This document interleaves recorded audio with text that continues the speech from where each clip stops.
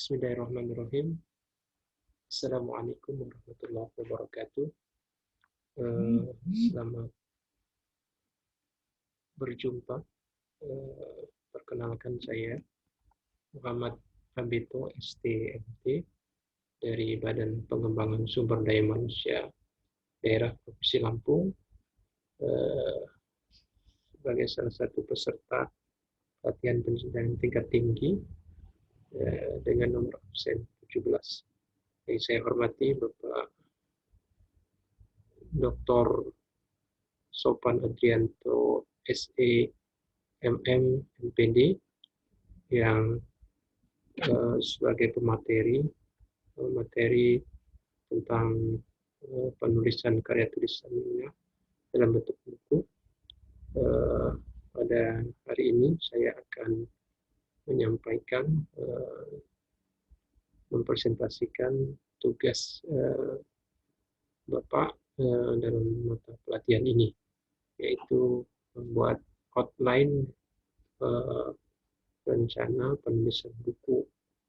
Baik, saya akan share screen ya.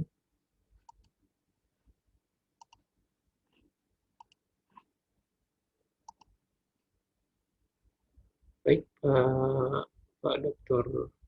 Sopan,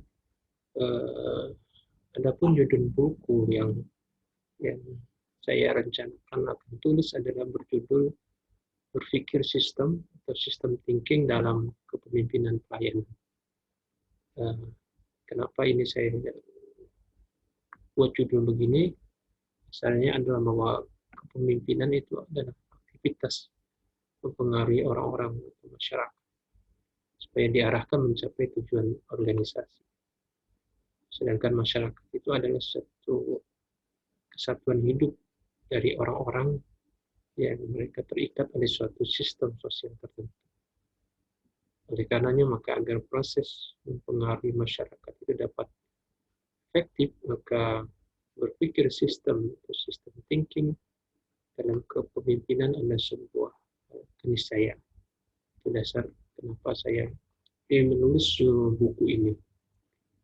Baik, saya lanjutkan. Nah, sebagai prakata, perlu saya jelaskan bahwa kehidupan ini adalah sesungguhnya adalah sebuah sistem, di mana di dalamnya terdapat beberapa sistem-sistem lain yang lebih kecil, yang mereka saling terkait satu dengan yang lain yang membentuk suatu sistem kehidupan. Di antaranya ada di dalamnya sistem kenegaraan, pemerintahan, ada sistem sosial kemasyarakatan, ada sistem ekonomi, ada sistem pertahanan keamanan, dan lain sebagainya. Dan keterkaitan hubungan antara satu sistem dengan sistem yang lain adalah hubungan yang timbal balik dan saling mempengaruhi satu dengan yang lain, atau biasa dikenal dengan hubungan causal.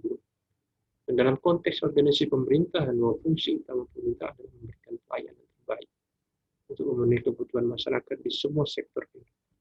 Salah satu tipe kepemimpinan adalah kepemimpinan yang melayani atau servant leadership, yang merupakan suatu tipe atau model kepemimpinan yang dikembangkan untuk mengatasi krisis kepemimpinan yang dialami oleh suatu masyarakat atau bangsa.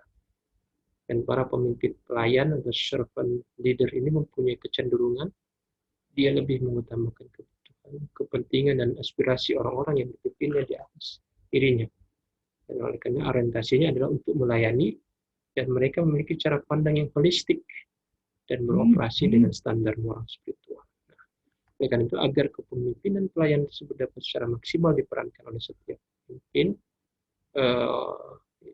untuk melahirkan kebijakan-kebijakan yang solutif dan komprehensif, maka konsep sistem thinking atau berpikir sistem itu perlu dipahami, dikembangkan, dan diimplementasikan dalam praktik penyelenggaraan pemerintahan oleh para pemimpin.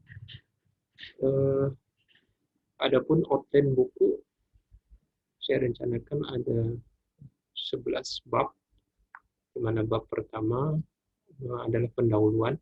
Bab ini menjelaskan tentang latar belakang penulisan buku dengan melakukan identifikasi isu-isu strategis terkait kepemimpinan pelayanan, dan juga dalam bab ini juga akan diuraikan maksud dan tujuan penulisan buku serta sasaran.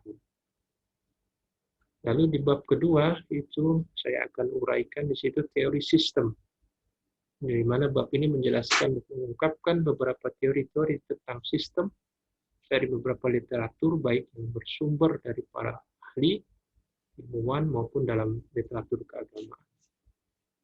Lalu masuk ke bab 3, mengenal sistem thinking.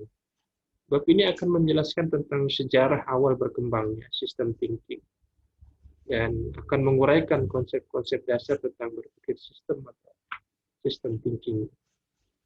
Lalu di bab keempat adalah konsep kepemimpinan. Bab ini menjelaskan tentang sejarah kepemimpinan di dunia dan juga di Indonesia, serta beberapa konsep kepemimpinan secara umum yang dikembangkan oleh para ahli baik dari luar negeri maupun dalam negeri. Lalu di bab kelima, kepemimpinan pelayanan. Bab ini akan menjelaskan tentang beberapa konsep kepemimpinan pelayanan, itu servant leadership, ciri-ciri servant leadership, dan beberapa aplikasinya. Lalu bab ke-6, kepemimpinan organisasi pembelajar. Nah, bab ini akan menjelaskan tentang pengertian organisasi, di mana organisasi sebagai media interaksi antar manusia, organisasi sebagai sistem sosial, kecenderungan pada organisasi pembelajar, pengertian belajar, dan pembelajaran organisasi. Nah, masuk di bab ke-7, berisi tentang babnya tentang organisasi pembelajar dan kaitan dengan sistem thinking. Bab ini akan menjelaskan tentang hubungan dan keterkaitan antara organisasi pembelajar dengan konsep metode berpikir sistem atau sistem thinking. Sejauh mana konsep berpikir sistem dapat diterapkan pada organisasi pembelajar. Lalu di bab 8 akan membahas tentang urgensi sistem thinking dalam kepemimpinan pelayan. Bab ini akan menjelaskan kaitan antara kemampuan berpikir sistem yang dimiliki oleh seorang pemimpin pelayan dengan proses kepemimpinan pelayan agar dapat memberikan pelayanan dalam mengatasi permasalahan secara komprehensif. Lalu di bab 9 akan membahas tentang dampak dan manfaat sistem thinking dalam kepemimpinan. Bab ini akan menjelaskan tentang dampak dan manfaat yang dirasakan oleh organisasi dan stakeholders apabila pemimpin dalam menjalankan proses kepemimpinan melahirkan kebijakan-kebijakan dengan pendekatan berpikir sistem atau sistem thinking. Lalu bab 10, studi kasus kebijakan dengan pendekatan sistem thinking. Bab ini akan menjelaskan beberapa contoh kasus proses pengambilan kebijakan dalam pelayanan masyarakat yang diambil berdasarkan analisis pendekatan berpikir sistem atau sistem thinking. Dan terakhir, bab 11, bab penutup. Bab ini akan menjelaskan tentang kesimpulan dari keseluruhan isi buku dan memberikan beberapa rekomendasi kepada stakeholder terkait. Itulah secara garis besar Bapak Dr. Sofan Adrianto tentang outline buku yang rencananya akan menjadi panduan dalam penyusunan buku. Terima kasih atas perhatiannya. Mohon bimbingan lebih jauh terkait dengan outline yang sudah saya rencanakan tadi. Masukan dari Bapak sangat kami butuhkan. Terima kasih. Sekali lagi, Assalamualaikum warahmatullahi wabarakatuh.